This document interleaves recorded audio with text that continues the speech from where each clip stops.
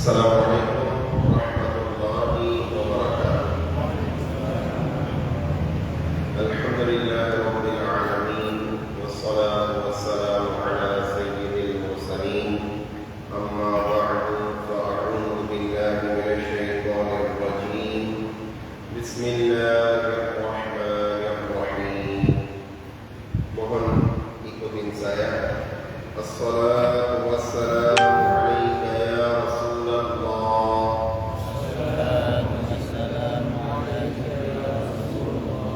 Assalatu wassalamu alayka ya Habiballah.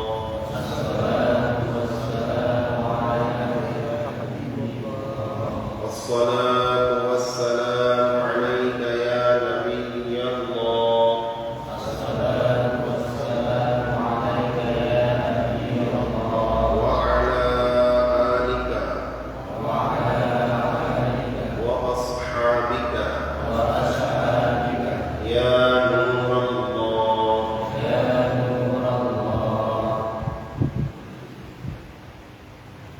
Baginda Nabi Muhammad sallallahu alaihi wasallam bersabda, barang siapa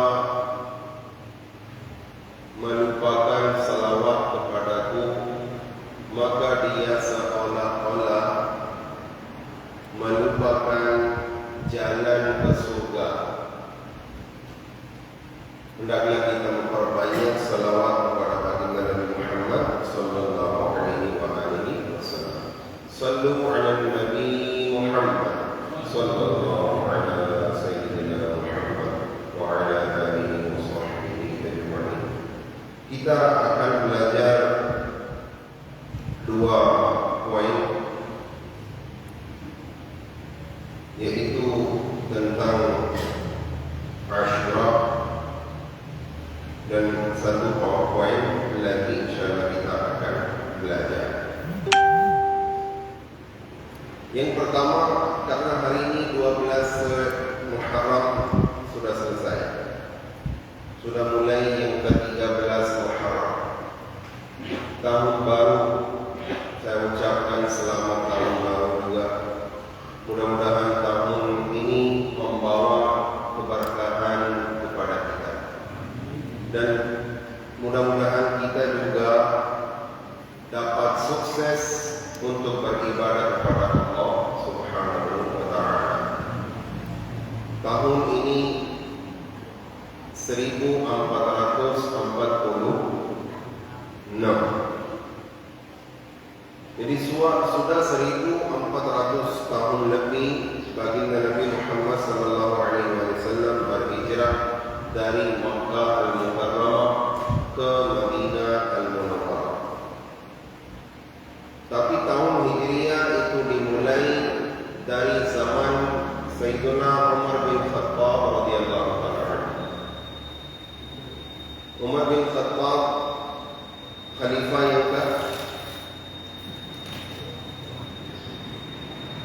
yang ketiga atau empat? Semua tidak menjawab. Kebanyakan diam saja.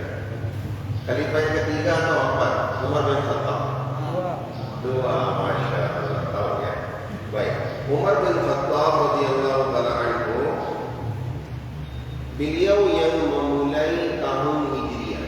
Di zaman beliau dengan musyawarah sama sahabat Rasulullah baru dimulai tahun Hijriah, dan bulan pertama itu ditentukan bahwasanya itu adalah Muharramul Haram. Pada tanggal 1 Muharramul Haram, khalifah yang kedua Amirul Mukminin Umar bin Khattab radhiyallahu ta'ala anhu meninggalkan dunia. Berarti haul beliau adalah jatuh pada tanggal 1 Muharram. 28 Zulhijjah beliau ditusuk dengan pisau di dalam salat subuh. Beliau mengimami. Orang yang belakang beliau ada orang Kristen atau Masihi, namanya Abu Lulu Feroz. Dia mentusuk pisau ke dalam tubuh Umar bin Khattab radhiyallahu anhu berkali-kali, dan perutnya juga sudah terbuka, sudah terbuka dan keluar darah. Setelah 2 hari beliau meninggalkan dunia. Ini ada kejadian pada tanggal 1 Muharram, dan pada tanggal 10 Muharram kita sering-sering mendengar apa peristiwa-peristiwa terjadi dan akan terjadi, yaitu hari kiamat akan terjadi pada tanggal 10 Muharramul Haram, hari Jumat tanggal 10 dan bulan Muharramul Haram. Ketahuilah bahwasanya setelah Ramadan Al-Mubarak, bulan suci Ramadan, bulan yang paling afdal yaitu Muharram. Jadi yang kedua setelah Ramadan paling afdal bulannya itu Muharramul Haram. Muharramul Haram, haram itu bukan artinya yang tidak diperbolehkan. Haram di sini artinya dihormati. Seperti kita katakan Makkah, di dalam Makkah ada masjid namanya Masjidil Haram. Ini masjid yang dimuliakan oleh Allah Subhanahu wa taala. Pada tanggal 10 Muharramul Haram, taubat daripada Nabi Adam alaihi salatu wassalam diterima oleh Allah Subhanahu wa taala. Beliau belum berdosa, belum maksiat, karena para nabi tidak bisa berdosa, tidak bisa bermaksiat. Dan apalagi di dalam surga, di surga sama sekali manusia biasa juga tidak bisa berdosa. Itu dosanya di dunia, bukan di surga. Jadi jangan menganggap bahwasanya Nabi Adam alaihissalam berdosa atau bermaksiat. Itu kesalahan kecil. Tapi karena beliau terlarang daripada makan buah itu, oleh karena itu diturunkan ke bumi dan beliau nangis terus beberapa tahun, Allah alam, nangis terus.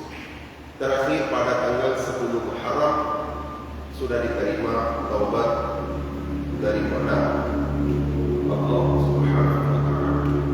Kemudian peristiwa lagi, yaitu kapal Nabi Nuh alaihi salatu wassalam berhenti pada tanggal 10 Muharram dekat Gunung Judi. Semua tenggelam kecuali 80 orang yang naik di kapal Nabi Nuh alaihi salatu wassalam. Semua dunia semua tenggelam. Tidak ada manusia, tidak ada hewan, kecuali yang ada di dalam kapal Nabi Nuh alaihi salam. Oleh karena itu dinamakan, dilakapkan Nabi Nuh alaihi salam Adam Tsani, Adam yang kedua. Jadi Nabi Adam pertama, Nabi Adam alaihi salam, dari beliau diciptakan manusia. Akan tetapi setelah itu ada waktu semua manusia, hewan semua mati dengan kebanjiran itu. Jadi Nabi Nuh alaihi salatu wassalam, dari Nabi Nuh alaihi salatu wassalam sekali lagi mulai kelahiran. Oleh karena itu dinamakan Adam Tsani, Adam yang kedua, Nabi Nuh alaihi salatu wassalam. Dan di mana beliau turun dekat Gunung Judi, di sana mereka memakmurkan salah satu desa atau kampung. Mereka menamakan Thamani itu artinya 80. Dikarenakan orang semuanya itu jumlahnya 80, oleh karena itu dinamakan desa itu Thamani, yaitu 80. Kemudian peristiwa lagi atau kejadian, yaitu Nabi Ibrahim alaihissalam lahir pada Ashura. Ashura itu dengan bahasa Arab, itu kata-kata di bahasa Arab artinya 10. Artinya 10. Nabi Ibrahim alaihissalam lahir pada tanggal 10 Muharram.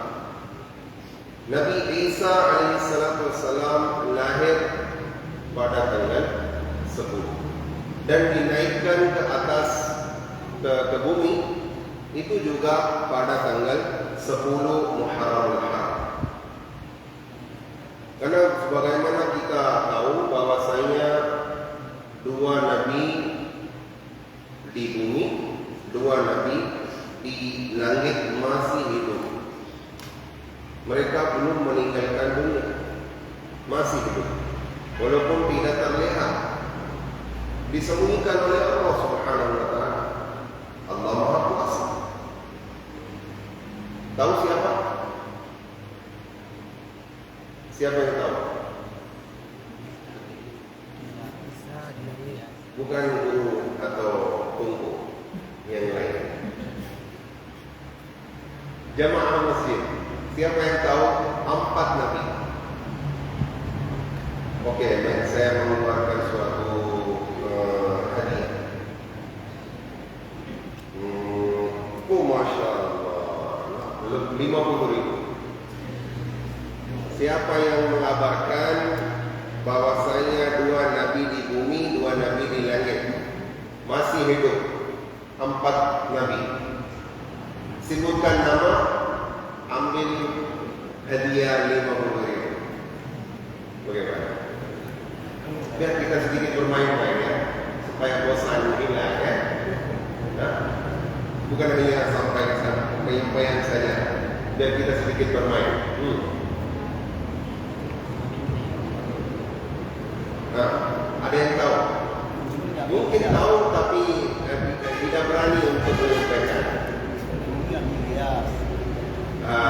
Beliau tunggu benar? Tunggu tidak boleh. Jemaah masjid. Tunggu tidak. Tunggu ahli ini. Jadi biar orang awam atau jemaah masjid saja. Mungkin tahu tapi tidak berani. Pernah mendengar tapi lupa. Benar? Berarti saya bersyukur kepada Allah. Masih simpan atau saya menikah? Oke, sedikit lagi. Nanti saya bertanya lagi pertanyaan yang lain. Oke. Nabi yang ada di bumi, mereka Nabi Ilyas dan Nabi Khidir alaihissalam. Mereka berdua masih hidup dan setiap tahun mereka hadir di padang Arafat. Waktu haji, mereka berdua hadir di sana. Dan bukan hanya di sana saja. Mereka di mana saja dengan izin Allah Subhanahu wa Ta'ala, di negara manapun, di kota manapun, di kampung manapun, mereka hadir kadang-kadang di salat Jumat. Di salat Jumat juga mereka hadir di negara manapun.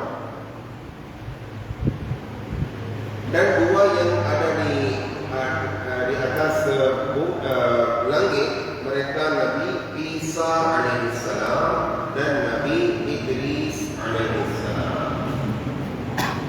Sudah hafal? Jangan lupa ya nanti. Baik. Mereka masih hidup. Jadi Nabi Isa alaihissalam akan turun dari langit, dinaikkan ke atas langit pada tanggal 10 Muharram al-Haram. Dan Nabi Yusuf alaihissalam, Nabi Yusuf alaihissalam dibebaskan dari penjara pada Ashura. Taubat daripada Nabi Yunus alaihissalam diterima oleh Allah Subhanahu wa Ta'ala. Taubat daripada kaum Nabi Yunus alaihissalam diterima oleh Allah Subhanahu wa taala pada tanggal 10 Muharram. Dan Nabi Yunus alaihi salatu wassalam keluar daripada ikan, dari perut ikan pada tanggal 10 Muharram al-Haram. Dan saya sudah sampaikan bahwasanya hari kiamat akan terjadi pada Asyura. Ada satu lagi peristiwa, yaitu keturunan Rasulullah sallallahu alaihi wasallam, khusus Sayyidina Husain ibnu Ali radhiyallahu anhu. Beliau dibunuh syahid di Karbala pada tanggal 10 Muharram, pada Asyura. Mereka dibunuh oleh pasukan Yazid di padang Karbala, Kufah, Iraq.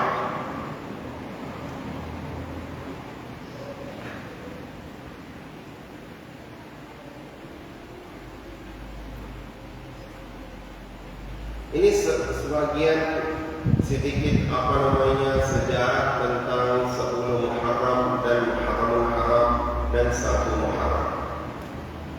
Hendaklah kita tidak lupa sejarah tentang agama Islam, tentang Muharram. Hendaklah kita mengajarkan kepada anak-anak kita juga tentang sejarah ini. Poin yang lagi yaitu keluarga.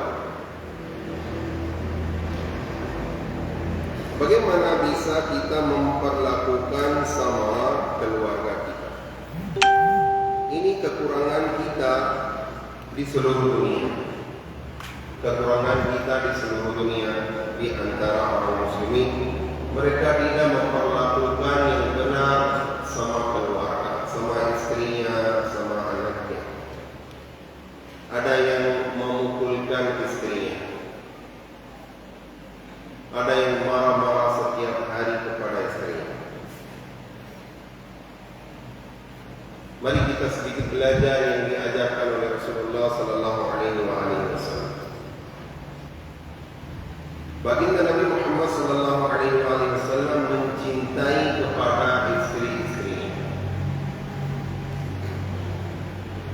Dan ada hadis di Bukhari, hadis 676. Baginda Nabi sallallahu alaihi wasallam membantu untuk urusan rumah, yaitu kebersihan, pel, sapu, mencuci piring, atau giling gandum.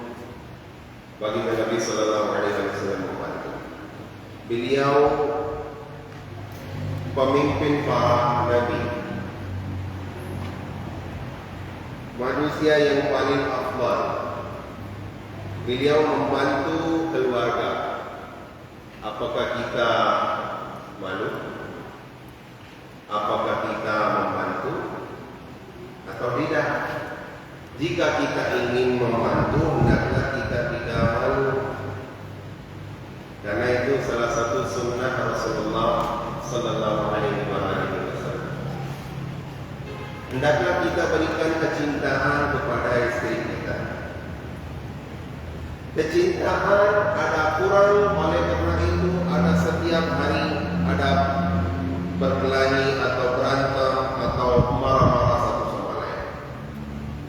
Harus kita tahan juga, karena mohon maaf ibu-ibu ya, wanita itu diciptakan naqisan, yaitu kurang akal dan kurang di dalam agama juga, kurang di dalam akal dan kurang di agama juga.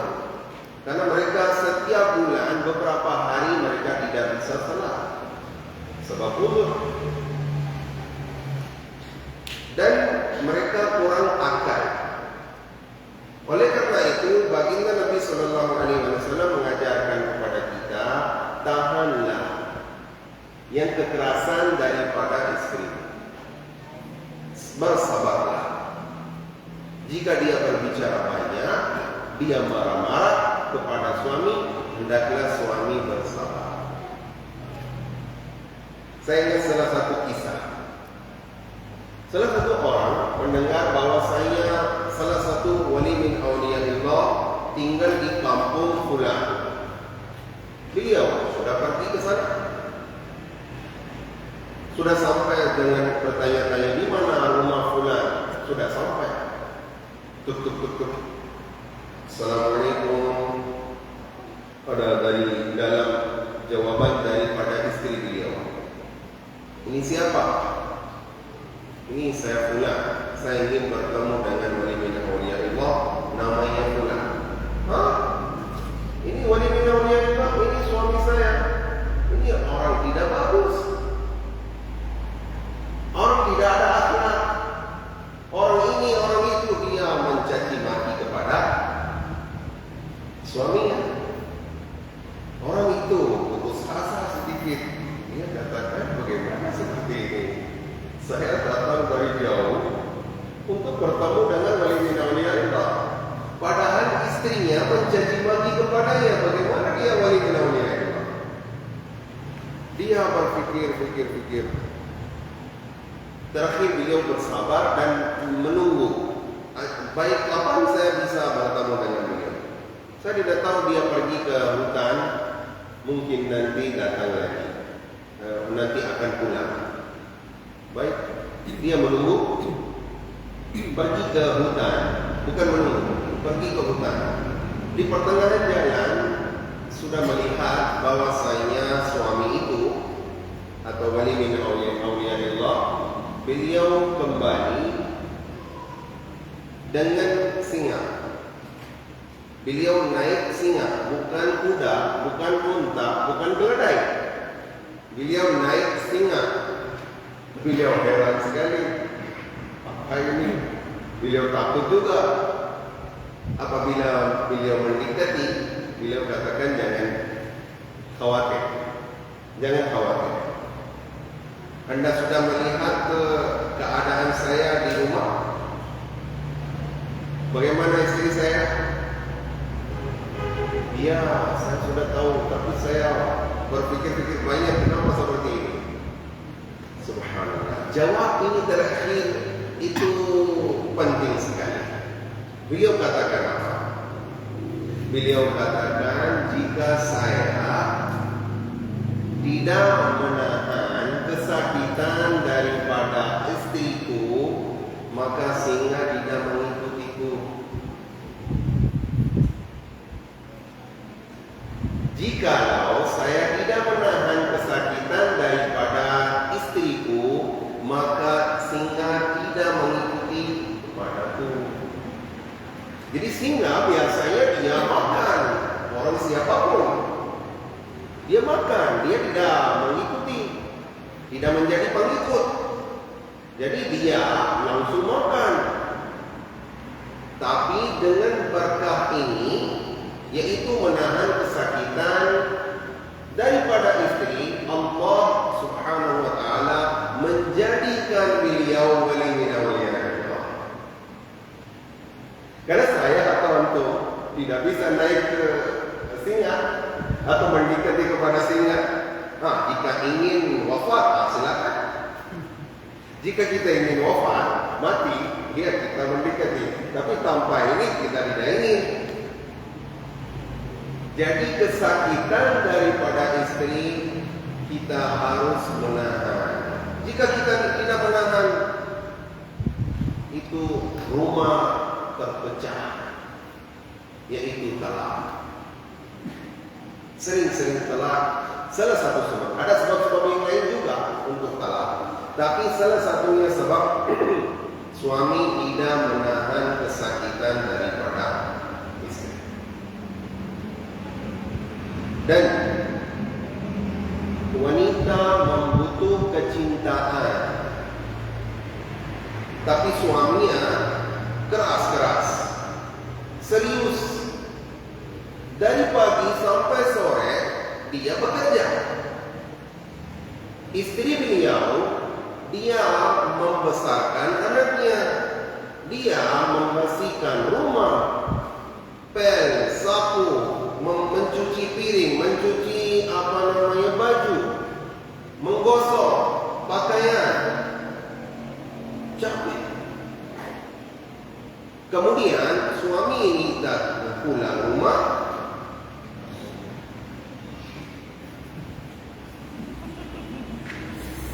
dia istri yang seperti ini.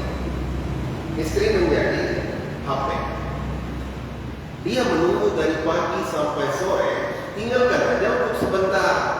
Berbicaralah sama istrimu, duduklah sama istrimu, minum teh atau kopi, makan dulu, berbicaralah sama beliau. Kenapa sering-sering kita main HP waktu kita pulang ke rumah? Dan sebagian orang apabila pulang setelah sebentar pergi ke warkop, duduk 2 jam, 3 jam, 4 jam. Jadi istri apakah pembantu? Istri meninggalkan kerabatnya untuk suami, dan suami datang pulang rumah setelah sebentar dia pulang, dia pergi ke warkop. Berapa pahala di dalam warkop? Apakah kawan-kawan lebih afdal daripada istri? Baginda Nabi Sallallahu Alaihi Wasallam tidak menyakiti kepada istrinya. Walaupun seumur hidup satu kali pun belum memukul istrinya. Pembantunya juga satu kali pun beliau belum memukulnya. Belum mau. Sebagian suami memukul istrinya karena berani. Wanita itu lemah. Dia bisa memukul. Biar di warkop saja memukul orang lain saja. Nanti Anda melihat bagaimana balasannya. Karena kita berani memukul orang lemah. Jika kita memukul orang laki-laki yang lain, biar kita melihat balasan daripada dia. Kenapa kita menzalimi kepada orang yang lemah? Itu tidak cocok. Agama Islam tidak mengajarkan. Harus kita lemah lembut.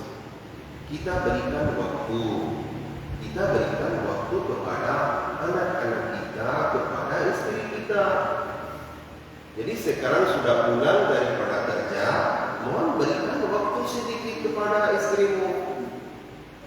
Beliau hanya 24 jam hanya untuk berkhidmat dan membantu di rumah. Itu tugas beliau? Ya, bukan hanya tugas. Jika dia melarang untuk bekerja rumah, harus wajib suami yang mengaturkan semuanya. Itu bukan wajib atas beliau. Dia setiap hari membersihkan rumah, mencuci piring, mencuci baju, memasak makan, menggosok pakaian. Ini bukan tugas beliau diwajibkan. Itu dia melakukan sesuai kecintaan, bukan diwajibkan atasnya. Oleh karena itu, hendaklah kita beri kecintaan kepadanya. Salah satu sebabnya untuk pecahan rumah atau talak adalah itu, kita tidak memberikan waktu kepada istri. Salah satu kesalahan besar. Istri menunggu untuk ucapan daripada suaminya, tapi suami tidak tahu. Suami sibuk di HP atau sibuk di warkop. Jangan seperti ini. Ini kewajiban kita. Kita kasih sayang kepada istri kita. Ada lagi hadis. Baginda Nabi Sallallahu Alaihi Wasallam memanggil istri yang paling dicintai, yaitu Sayyidah Aisyah radhiyallahu taala anha. Beliau memanggil beliau Aisyah. wahai Aish, kecintaan. Itu diajarkan oleh Rasulullah SAW. Dan apakah pernah mendengar baginda Nabi SAW pernah bermain sama istrinya? Pernah bermain sama istrinya, yaitu Sayyidah Aisyah radhiyallahu anha. Suatu kali karena beliau baru menjadi istri dan beliau pemudi, kuat badan dan lari-lari yang benar. Bagaimana ya Rasulullah, hari ini kita lomba-lomba? Silakan, kita berdua. Mereka berdua berlari-lari, lomba. Terakhir Aisyah radhiyallahu anha maju, menang. Ya Rasulullah, saya menang. Oh, baik-baik. Beliau senang. Setelah beberapa tahun, karena biasanya wanita itu sedikit demi sedikit menjadi gemuk atau berat badan. Setelah beberapa tahun lagi, baginda Nabi Sallallahu Alaihi Wasallam meminta, bagaimana jika kita lomba-lomba lagi? Oh, boleh, silakan. Dua-duanya berlomba. Sekarang baginda Nabi Sallallahu Alaihi Wasallam menang. Beliau kata, ini balas dendam dengan itu. Yang pertama kali kamu menang, sekarang saya menang.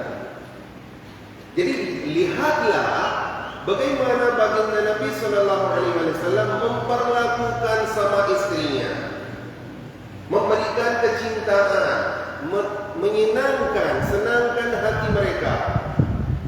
Sayyidina Anas radhiyallahu ta'ala, beliau 10 tahun sudah masuk waktu azan. Belum ya? Berapa menit lagi?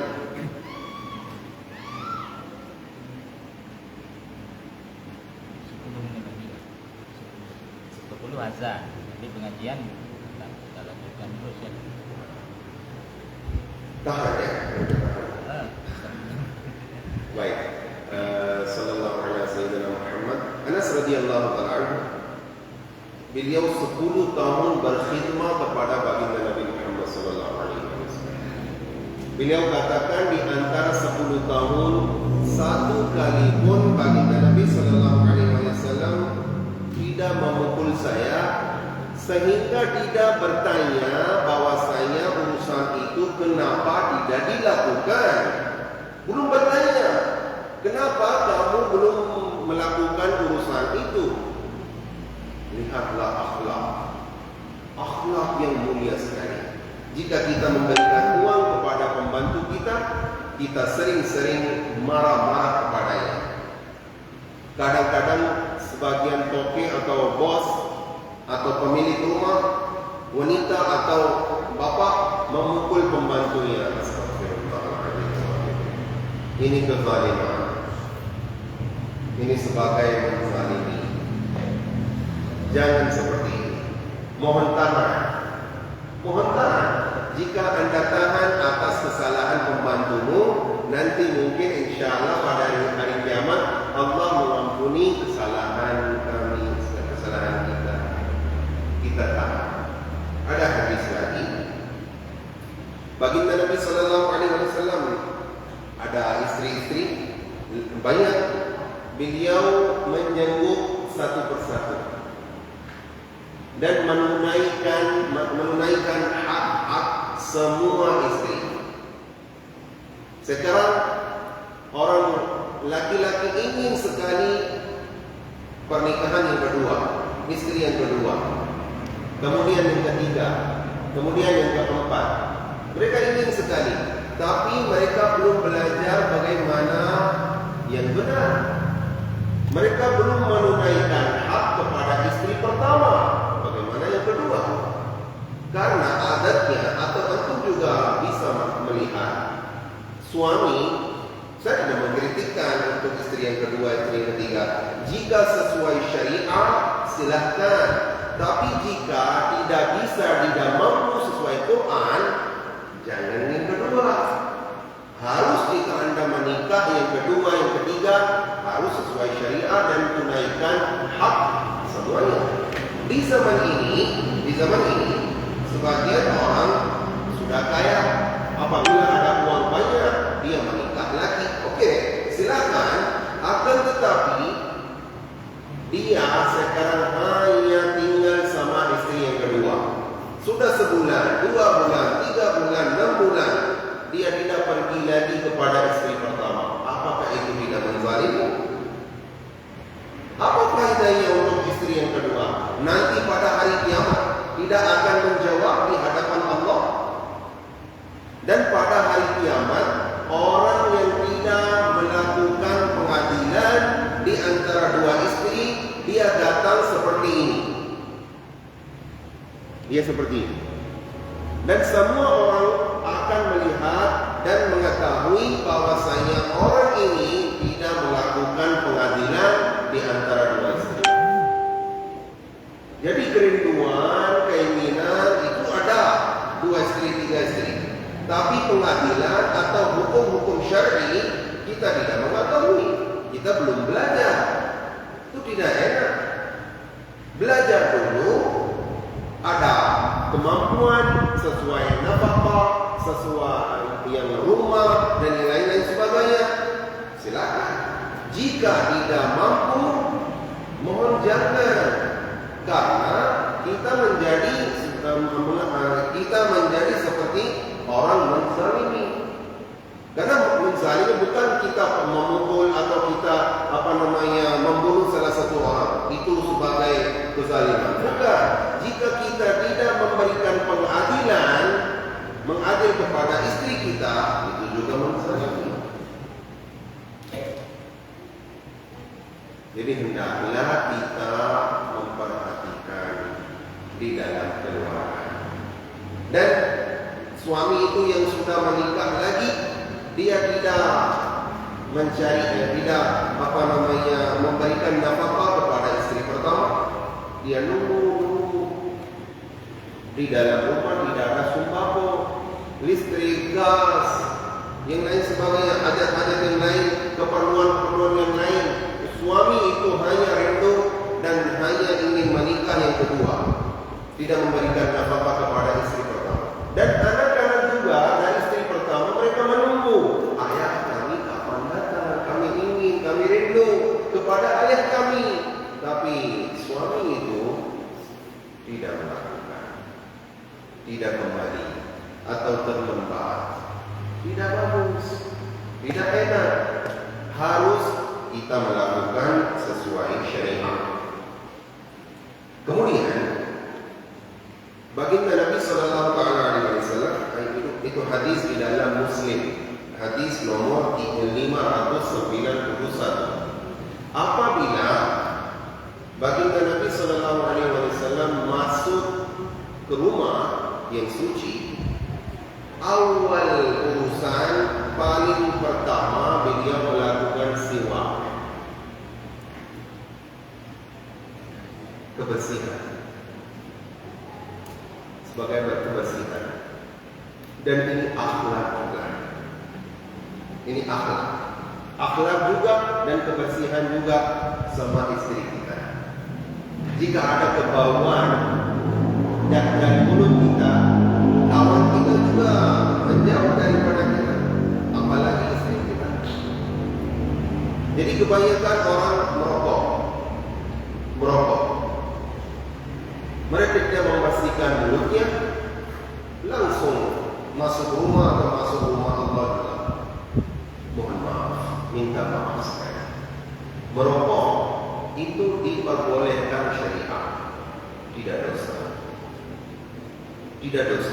Akan tetapi jangan merokok di dalam rumah Allah dan merokok di luar masjid. Dan selesaikan dulu, habiskan dulu kebauan yang ada di mulut kita. Itu lebih sopan, lebih adab untuk rumah Allah. Karena di rumah Allah bukan hanya orang muslimin saja, ada malaikat-malaikat juga. Belajar dulu. Apabila orang mukmin salat, alhamdulillahirabbil alamin, ar-rahman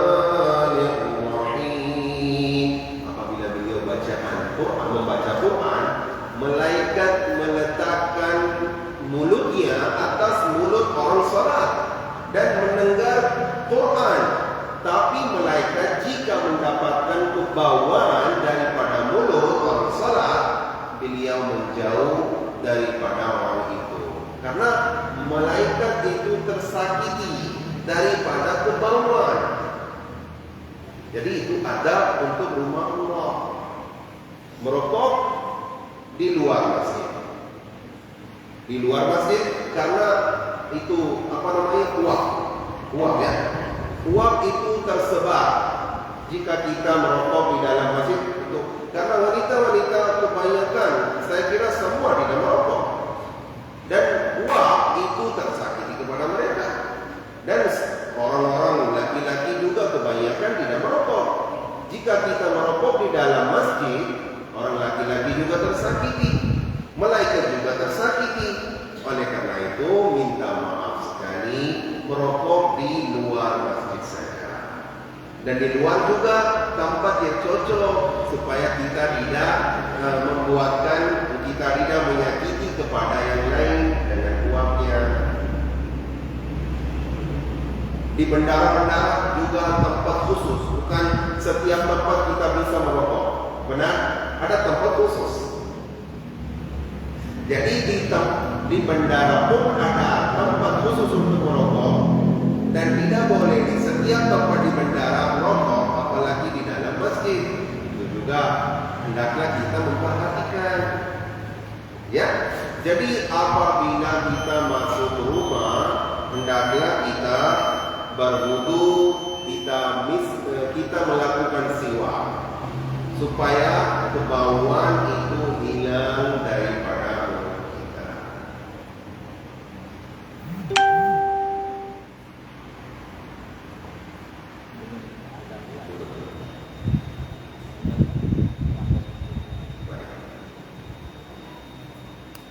Apabila Sayyidah Aisyah radhiyallahu taala anha memberikan wadah untuk air, jadi gelas atau wadah untuk minum air, baginda Nabi sallallahu alaihi wasallam meletakkan bibirnya di tempat yang sama digunakan oleh Ummi Aisyah radhiyallahu taala. Kecintaan. Beliau sedang melihat, Aisyah, Anda meletakkan bibirnya di sini, saya juga meletakkan di sini. Kecintaan. Bagaimana baginda Nabi sallallahu alaihi wasallam mengajarkan kepada kita untuk memperlakukan sama istri kita. Sallu alaihi Habib sallallahu alaihi wasallam. Ada hadis lagi yang Muslim riwayatkan Muslim 5380. Baginda Nabi sallallahu alaihi wasallam belum pernah menyebutkan atau mengeluarkan air di dalam makan. Fulan, maksudnya istri. Fulan, kenapa ini pedas sekali? Bawalah ini, saya tidak makan. Kenapa garamnya banyak? Apakah kamu gila? Orang gila? Kamu tidak diajarkan oleh ibumu? Bagaimana Anda menikah sama saya? Padahal Anda orang bodoh. Astagfirullah. Karena kami berani untuk marah-marah kepada orang lemah, orang yang tak kuat, tapi tidak bisa. Kita tidak bisa berani marah-marah kepada mereka. Hanya istri saja, karena mereka orang lemah. Jadi hendaklah kita tidak mengeluarkan air di dalam makan. Jika suka, makanlah. Jika tidak suka, berhentilah. Mungkin istri sendiri sudah paham. Saya ingat salah satu kisah. Salah satu orang masuk rumah. Itu dahulu sudah lama di zaman Salih. Beliau disediakan makan. Di dalam makan garamnya itu banyak. Dia ingin makan suap pertama, Oh, beliau tidak bisa, tidak mampu. Dia marah-marah dalam hati. Tapi tiba-tiba beliau berhenti. Dia sudah memaafkan kepada istrinya. Tidak marah-marah, tidak memukul, tidak menyebutkan bahwa saya ini garamnya banyak. Dia sudah memaafkan. Diam. Masya Allah, setelah sebentar, beberapa bulan, dia sudah meninggalkan dunia. Salah satu orang saleh bermimpi dan melihat kepadanya, bertanya kepadanya, apa yang Allah memperlakukan samamu? Beliau kata, saya orang tidak saleh, saya bukan orang saleh, tapi salah satu amal membuatkan saya dimaafkan. Jadi Allah memaafkan saya dengan salah satu amal, perbuatan baik. Apa itu perbuatan baik? Beliau kata, suatu hari istri saya masak makan dan tuankan dengan kesalahan, garam yang banyak. Saya marah-marah, tapi saya tidak ucapkan apapun. Saya sudah memaafkan. Dengan perbuatan baik itu Allah sudah memaafkan saya. Lihat, kita kasih sayang kepada istri kita, Allah akan kasih sayang kepada kita. Sallu ala Nabi sallallahu alaihi wasallam.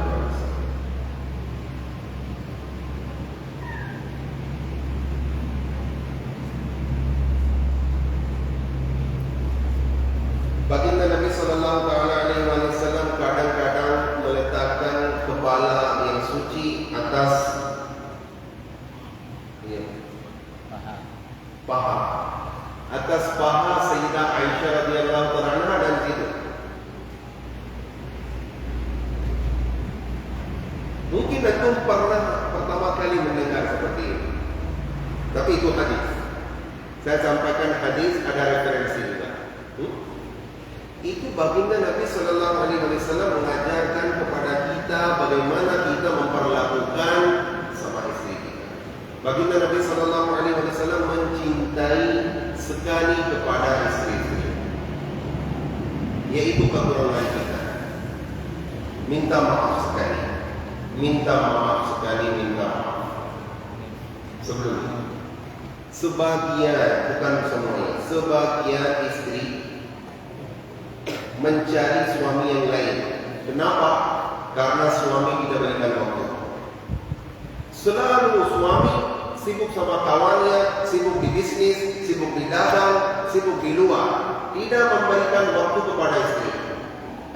Minta maaf. Di dunia ini, di negara-negara Muslim, suami istri mencari suami yang lain sebab kekurangan suami.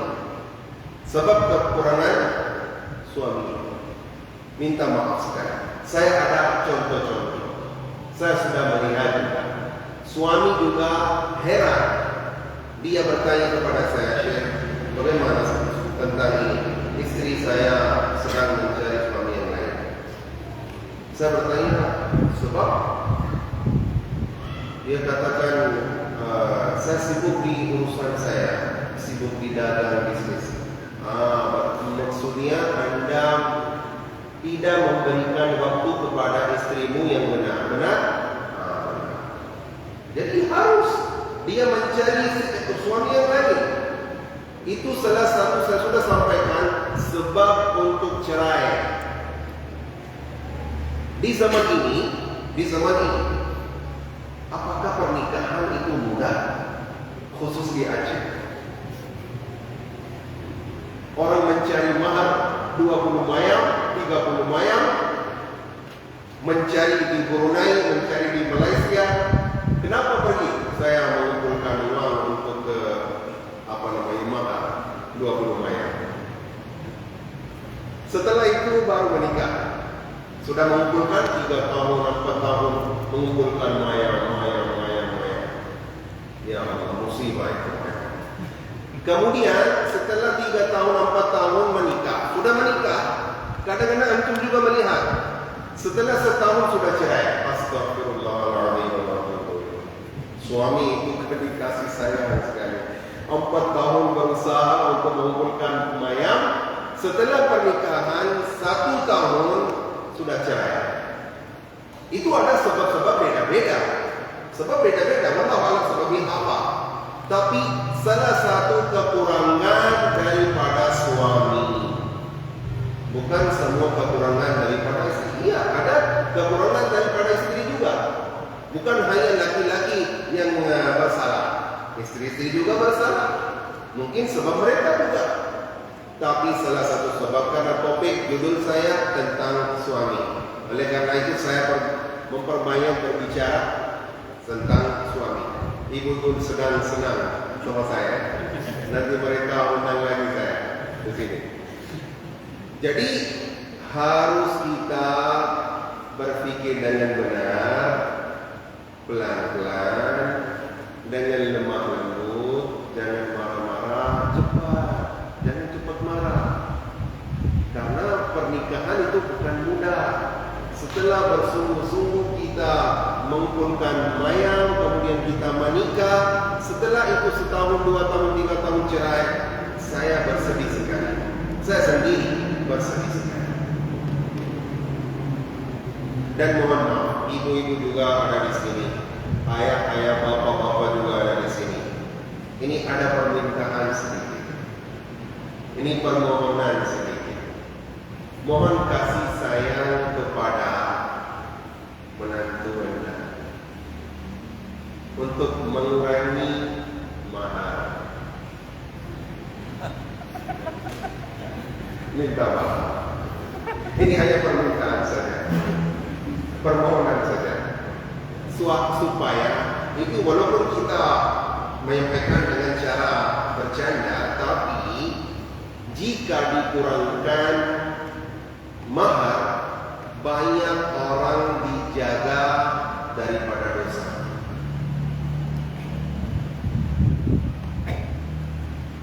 Kita sudah membuatkan sulit pernikahan sebab mahar. Sebab mahar. Ayah setuju, kadang-kadang ibu tidak setuju. Kenapa? Putri saya, anak saya S1, bagaimana hanya di mayam saja? Apakah ini sampah? Saya tidak memberikan seperti ini. Anak saya sudah S1, SMA, lulus alumni daripada Darul Huda. Bagaimana saya memberikan seperti ini? Ya Allah, kenapa keraskan? Kenapa membuatkan sulit? Kenapa Anda mempercayakan atas mayam saja? Apakah mayam itu hakikat? Apakah mayam membuatkan anak Anda senang? Bukan. Bukan sebab mahal saja. Mohon berikan diskon. Mohon promo saja. Mohon kasih sayang kepada anak laki-laki yang sudah 30 tahun belum menikah. Saya heran. Sampai lihat ada 28 tahun, 30 tahun belum menikah. Ya Allah, bagaimana mereka menahan? Padahal zaman fitnah. Kenapa terlambat nikah? Syekh masih mengumpulkan mahar. Kerja tidak ada. Hanya 1 juta, 2 juta saya dapat gaji. Bagaimana saya mengumpulkan mayam? Oleh karena itu saya terlambat. Oleh karena itu saya berikan permintaan, mohon berikan diskon untuk mahar supaya dimudahkan pernikahan. Jika saya bersalah, mohon perbaikilah. Tapi zaman ini bukan hanya di Indonesia saja, di mana-mana ada persulitan ini. Tapi boleh saya memberitahukan mahar saya berapa? Boleh. Mahar saya, karena sudah sallallahu alaihi wasallam Muhammad 20 tahun yang lalu saya menikah. Mahar saya jika mata uang Indonesia itu 15.000 atau mungkin 18.000 rupiah, 15 atau 18.000 rupiah yang antum beli satu paket makan, satu bungkus, misalkan nasi padang atau nasi uduk, ya, atau 2 kelapa muda, ya, 15.000. Ini mahar saya. Ayah saya bertanya kepada mertua saya, bagaimana tentang mahar? Beliau kata sesuai syariat saya. Beliau tidak meminta. Padahal waktu itu ayah saya, karena di Pakistan ada adat beda. Jadi ayah dan ibu saya mencari calon untuk saya. Kebanyakan. Dan ini lebih bagus. Karena ayah ibu lebih berpengalaman. Jika pemuda yang umurnya 25 tahun dia sendiri mencari calonnya, tidak ada pengalaman.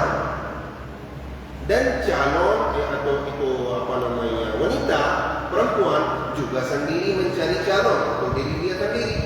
Oleh karena itu bersalah untuk memilih. Karena orang tua berpengalaman, akan tetapi mereka tidak bermusyawarah sama orang tua, sudah memilih calonnya, sudah ada tunangan, kemudian pernikahan.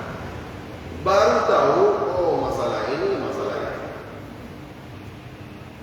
Jadi di Pakistan kebanyakan orang tua yang mencari calon. Jadi mereka bertanya kepada mereka, mertua saya berapa mahal ini? Mereka katakan sesuai syariat saya. Sesuai syariat di mazhab Syafi'i bagaimana? Ini boleh mahal?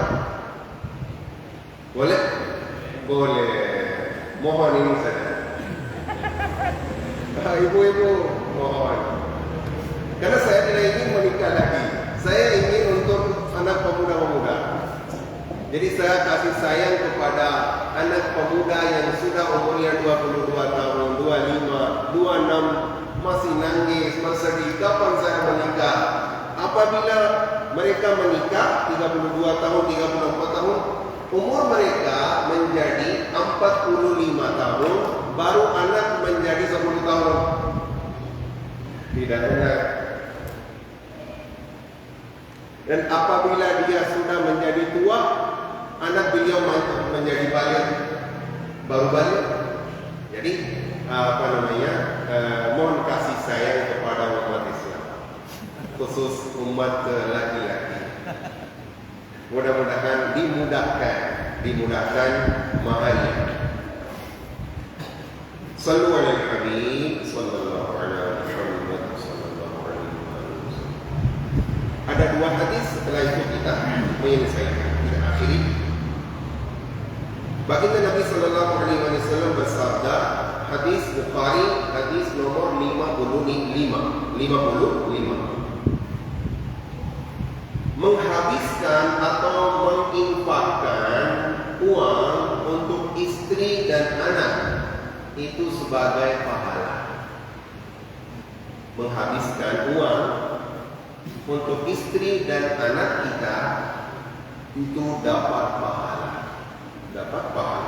Dan hadis yang selanjutnya yang terakhir, yaitu hadis Bukhari sama 56. Baginda Nabi sallallahu alaihi wasallam bersabda, memasukkan suap di mulut istri adalah pahala.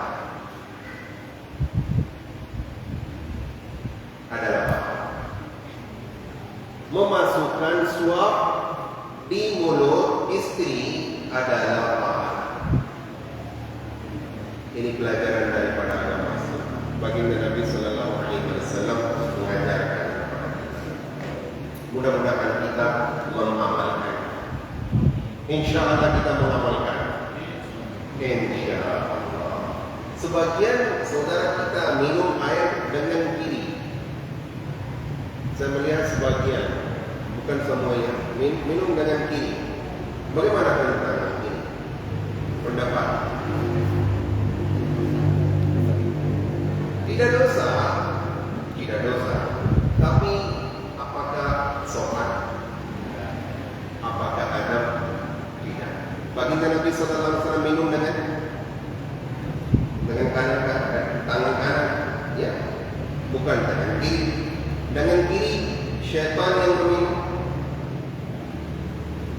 Dan orang non-muslim juga minum dengan tangan kiri. Bagaimana jika hari ini kita berniat kita akan minum air dengan tangan kanan dengan duduk insya Allah. Ucapkan insya Allah. Dengan suara keras. Insya Allah. Terima kasih banyak atas kehadiran, atas memuliakan, menghormati. Sedikit perkenalan Al-Faqih. Mungkin ada yang tidak kenal Al-Faqih, mungkin kebanyakan tidak kenal Al-Faqih karena pertama kali hadir di sini dengan usaha Ustaz Abdul Razak, Ustaz senior di Darul Huda Malibong. Tadi kami bertemu dengan Nabi Ja'far dan kemudian kita hadir makam Habib Muhammad bin Ahmad Al-Attas rahimahullah. Kemudian kita masuk ke masjid ini. Mudah-mudahan Allah mengembangkan Darul Huda dan semoga Allah mengampuni dosa-dosa kita dengan berkah Habib Muhammad bin Ahmad Al-Attas rahimahullah ta'ala.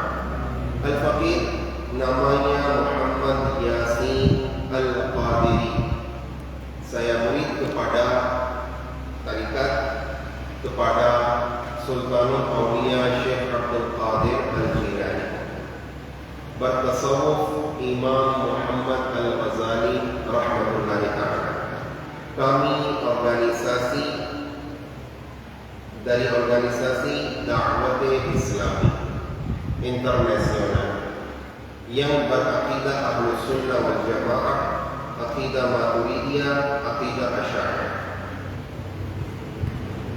Dan kita belajar mengajar kitab tasawuf, yaitu karangan daripada Imam Muhammad Al-Ghazali rahmatullahi ta'ala.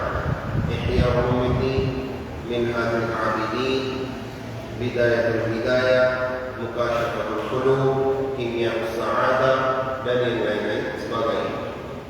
Dan bertariqah kepada Sultanul Auliya Syekh Abdul Qadir Al-Jilani Quddisa Sirruhul Nurani. Da'wat Islami didirikan pada tahun 1981 dan sampai sekarang dengan rahmat Allah Subhanahu wa taala, Da'wat Islami sudah sampai ke Amerika, Kanada, dan Australia juga. Inggris juga ada. Inggris ada, alhamdulillah banyak. Dan dari Gedung Putih di Amerika hanya 1 kilometer ada daya kitab kuning daripada organisasi Da'wat Islami. Dan tahun ini insya Allah akan terjadi wisuda yang kedua di Amerika, insya Allah. Di seluruh dunia ada 6.700 lebih cabang tahfiz Quran, 300.000 lebih anak sedang belajar ilmu tajwid, talaqi Al-Quran, dan tahfiz Al-Quran. Kira-kira 112.000 anak sudah menghafalkan Quran 30 juz. 1.300 cabang daya kitab kuning di seluruh dunia, maupun di Spanyol, Prancis, Hong Kong, Amerika, UK, Inggris, Kenya, Afrika Selatan, Mombasa, dan alhamdulillah sudah dibangunkan di Indonesia. Dan di Indonesia di mana? Alhamdulillah di Aceh. Di Aceh Besar, Belang Bintang, dekat Bandara Iskandar Muda. Di sana alhamdulillah sudah dibangunkan. Sekarang proses dan menerima santri yang tamat SMP. Yang tamat SMP kita menerima. Pendaftaran penginapan itu digratiskan oleh Yayasan Dakwah Islam. Untuk makanan akan diambil Rp300.000 saja. Rp300.000 untuk makan 3 kali per hari untuk 1 bulan, yaitu Rp300.000. Untuk tahfiz Quran, alhamdulillah sudah ada di Banda Aceh Alunaga. Di sana semua digratiskan. Makanan, pendaftaran, penginapan itu semua digratiskan oleh Yayasan Dakwah Islam. Hanya untuk kasur, bantal dan pakaian dan lain sebagainya itu sendiri ditanggung jawab. Dakwah Islami tanggung jawab untuk pendaftaran, penginapan dan makanan. Masih ada kuota terbatas, yaitu 8 anak kita akan menerima lagi yang tamat SD, yang laki-laki tamat SD.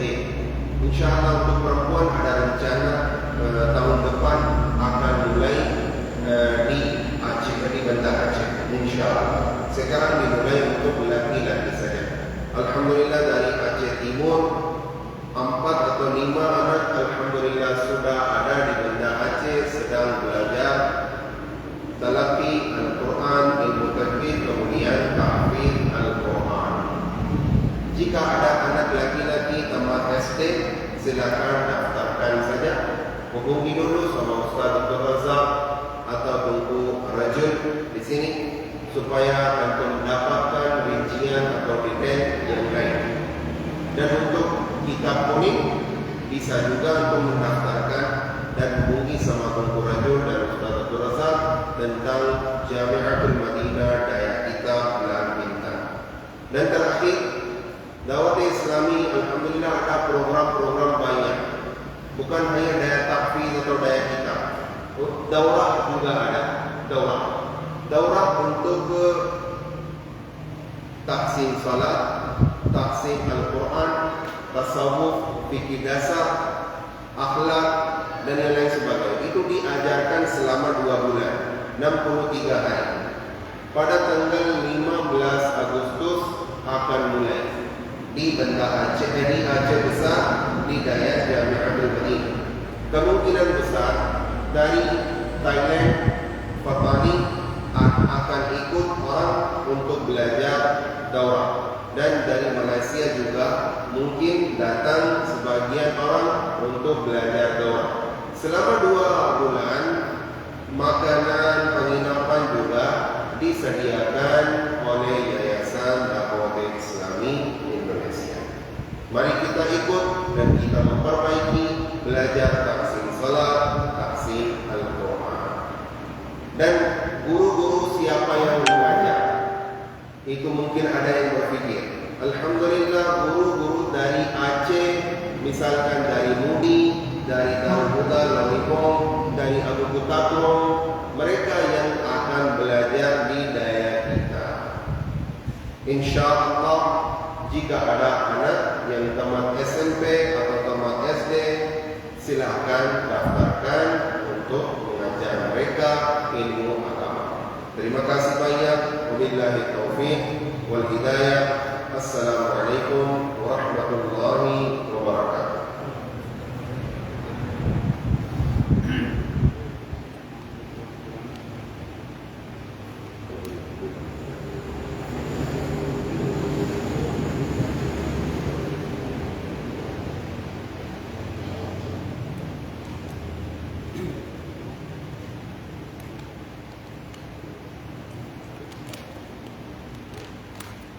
Mungkin sebagian orang paham bahwa saya 300.000 itu per bulan dan ada tahunan juga. Tidak ada uang tahunan, tidak ada untuk listrik, tidak ada untuk listrik, tidak ada untuk pembangunan, tidak ada untuk tahunan. Ini 300.000 hanya untuk makan per bulan. Per bulan sehari 3 kali makan. Mungkin ada yang berpikir apakah ada tahunan juga? Tidak ada tahunan. Ya, untuk ingin menyumbangkan kepada daya kita silakan. Tapi SPP lebih daripada 300.000 tahunan itu tidak ada. Daripada kita tidak ada. Jika ada yang mendonasi kepada dakwah Islami silakan. Karena dakwah Islami juga mengumpulkan donasi untuk daya kita. Dan ada lagi daya kitab Jami'atul Madinah, anak SMP apabila belajar 8 tahun mereka bisa mendapatkan S1 dan S2 resmi. S1 dan S2 resmi daripada internasional. Karena dakwah Islami organisasi internasional ini cabang pertama di Indonesia. Karena di Amerika, di Inggris pun ada. Jadi ada muadalah dari pusat. Oleh karena itu pusat memberikan ijazah S1, S2. Itu sepertinya Ma'had Ali seperti MUNI, Abu Qutatrun dan yang lain sebagainya. Itu cabang kita dakwah Islami juga seperti Ma'had Ali. Mereka belajar kitab kuning, saraf, nahwu, mantiq, balaghah, fiqh Syafi'i, usul fiqh, tafsir, hadis, bahasa Arab. Ada kitab-kitab yang lain juga yang umum dan mereka akan mendapatkan S1 dan S2. Jazakumullah khairan. Barakallahu fikum. Assalamualaikum warahmatullahi wabarakatuh.